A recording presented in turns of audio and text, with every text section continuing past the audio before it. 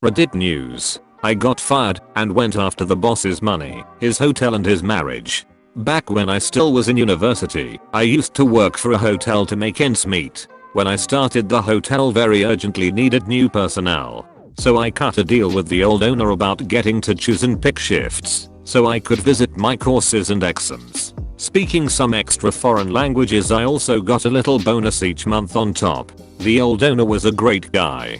He owned multiple hotels, so I rarely saw him. But when he was in the house, he always made a point to have drinks with the staff, chat with us, and if we were free, he even invited those of the front desk to fancy restaurants who were not on shift. Fast forward. I had worked in the hotel for a few years now and was nearing the completion of my studies. So it wouldn't have been an eternity until I had to quit anyway, as I was of course more interested to work in my field of study. As part of my deal with the old owner, I mostly chose to work night shifts, allowing me to visit my courses at university during the day. To make up for my privileges, I had picked up the habit of doing some extra work in the dead of night other shifts would normally have to do, when I on contrast cold sat around and stared at the walls. People were grateful for the help in the beginning, and we became a rather tight-knit group.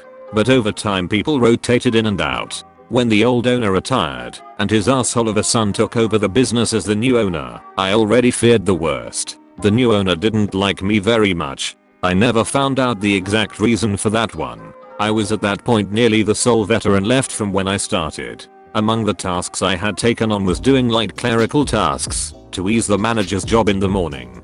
For that, I generally had to use the manager's network account. One night while doing my lists, I logged into the manga's account and ML to do my job. Then I saw an email with my name in the subject line. I know it is not nice to snoop, but of course, I read it. Turns out the new owner wanted to get rid of me. I still had my old employee contract with the bonuses for foreign language abilities and was allowed by my contract to pick and choose shifts. I can only assume these privileges are what made the new owner hate me.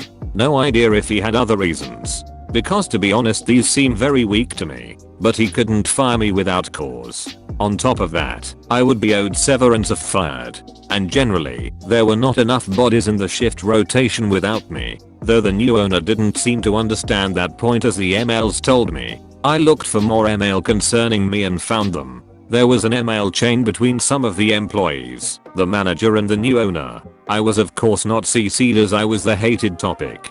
The employees didn't like me hogging the night shifts, because those paid better, and for every night you worked you got paid the night bonus. The manager was the only one rather neutral on the matter and just curbed their enthusiasm to get rid of me, as they needed me to be fully staffed. The new owner and my colleagues actively conspired to make a hostile work environment, so I would quit of my own volition.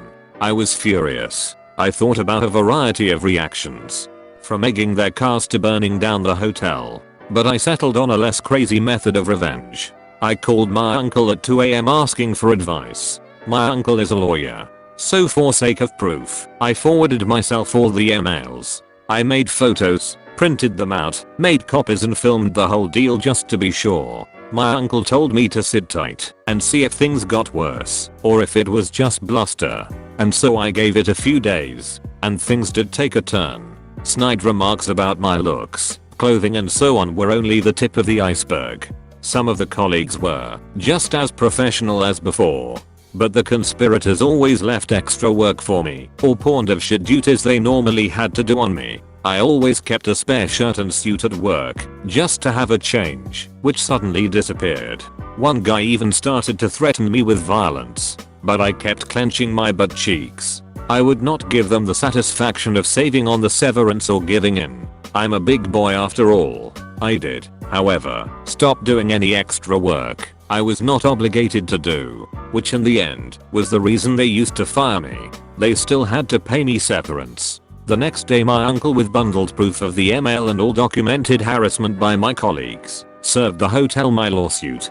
It started with wrongful termination and ended with harassment. Reportedly the manager went white as a sheet when he realized where the MLs must have come from. The new owner had been on vacation and had to cancel his expensive vacation in France to deal with this. Their counsel advised them to settle. so I accepted my severance and a hefty bonus on top.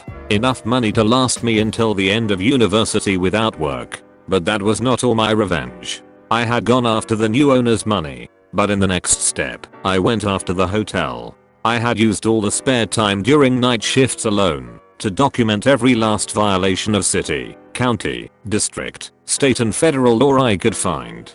That went from minor things like some harmless mold under the kitchen sink to substantial violations like modifications to the building. The building was under a limited form of historical protection by federal law, on the ground of being built and inhabited by somewhat important historical figures a few hundred years back. So every renovation or change in floor plans needs to be signed off on by a committee, which can take ages. There is also a grant paid to the new owner by the government for keeping the building intact as is. So with my uncle's help, I sent documentation of every violation I could find to the corresponding agency. In 1 month everything from health, building code, fire safety to the finance and work police crawled over the hotel. In the end, it was the building and fire inspectors that shut the place down.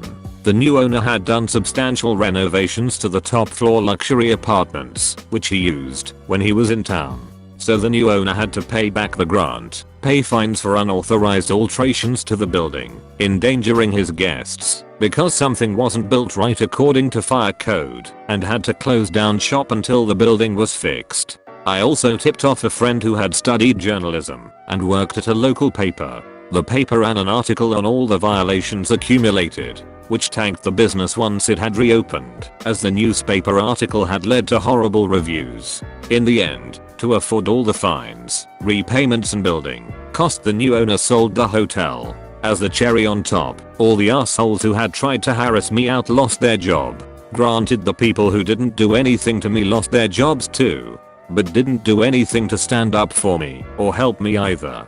So I don't feel too much remorse. And the revenge cherry on top was that the new owner, whenever he was in town, used to bring home escorts, which in my country is not illegal, but he was married. It took some doing to get that information to the new owner's wife, but one of my former colleagues, who had quit before this had all happened, had her email. So I let her know what the new owner was up to when he was out of town. I don't know what exactly happened, but they did divorce in the end. Make of that what you will. TL. Doctor, new boss dislikes me. I wait until I get fired to sue him for encouraging other employees to make my life miserable, so I'd quit. I take my severance and a hefty settlement. Then I send proof and a list of violations that the hotel is not up to code to the according agencies. The hotel gets shut down. To pay for fines and to get it back up to code, hotel needs to be sold. Arsehole colleagues lose their jobs. Lastly, I know boss cheated on his wife with escorts, which I'll let the wife know. Marriage blew up. Now on to the top 3 comments. Pro tip, don't piss off the guy who knows where all the bodies are buried. Well done, and your boss definitely deserved it. All the best stories start with I have a insert family member who's a lawyer. That's when you know shit's really about to get intense. Okay, this seems more r/NuclearRevenge actually. Also, remind me to never piss you off. Really appreciate you all staying to the end. It means a lot when you all like, subscribe or roast the shit out Tammy. Love you all.